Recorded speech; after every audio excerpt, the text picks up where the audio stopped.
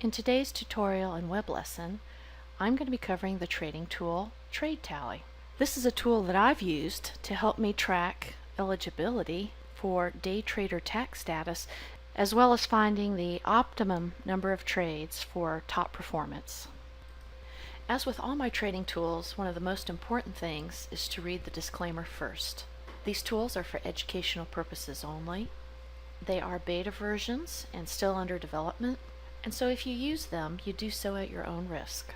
That said, I have made every effort possible to make sure they're accurate and error-free. It's a very simple and easy tool. We're going to look at the Trade Tally page first. You can track up to 5 accounts.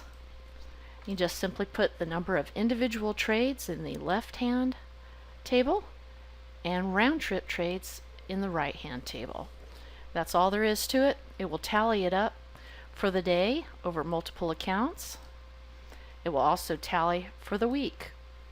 If it's a holiday, an official holiday where the market is closed, you just type in holiday for that date. As with any red cell with a white asterisk, you'll notice there's some helpful information regarding the trading tool.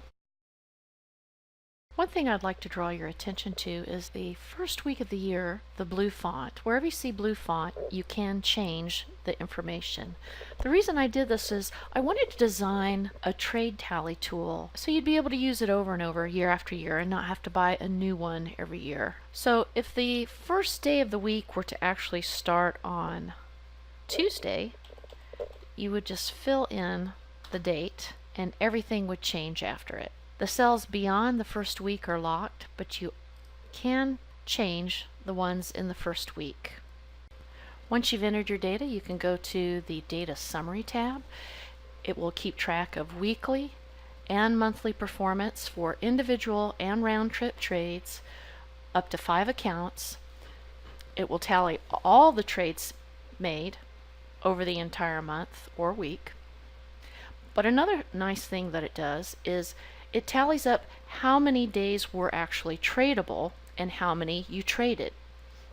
So for example, there were 21 tradable days where the market was open in January, and this trader traded every single day, so they traded 100% of the days. In order to qualify for tax trader status, you usually have to make at least 1 to 2 trades a day, and you must trade 75% of all tradable days. Obviously, these numbers can change as regulations change and the tax code changes, but for the most part, right now, that's what it is. You'll find that accountants that specialize in tax preparation for traders will often ask you how many trades you made for each month in each account that might be eligible for day trader tax status. They'll also ask what percentage of available trading days did you actually trade. So this makes it very easy at the end of the year when you're trying to get your tax information together to quickly gather the information and give it to the person who's assisting you with your tax compliance. You'll notice that you can put a holiday reminder here so that you know. Obviously it changes from year to year. If you have any notes that you want to make, maybe you took a holiday or vacation on your own that wasn't an official holiday, or perhaps you had some special circumstance where you couldn't trade for a block of time, you can make notes.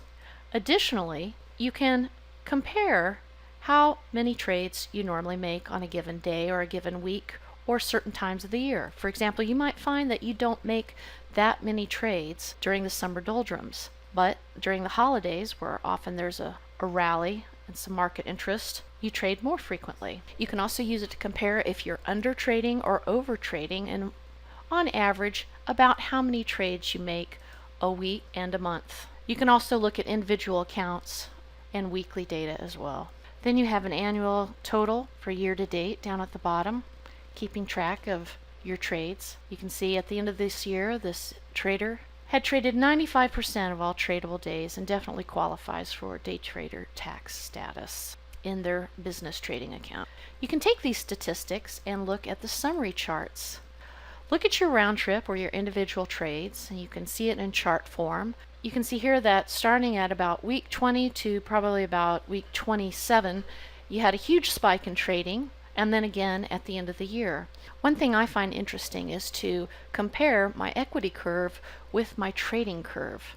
A lot of times, if you find that you have underperformance in your equity curve, it's because you're either under trading or over trading, and this can help you find that sweet spot that produces the optimum performance that you're looking for. It's an easy and handy little tool that only takes a few minutes a day to do, that can make life a lot easier at the end of the year when you're getting your taxes together, as well as helping you optimize your performance. So that's it for now. Good fills, everyone.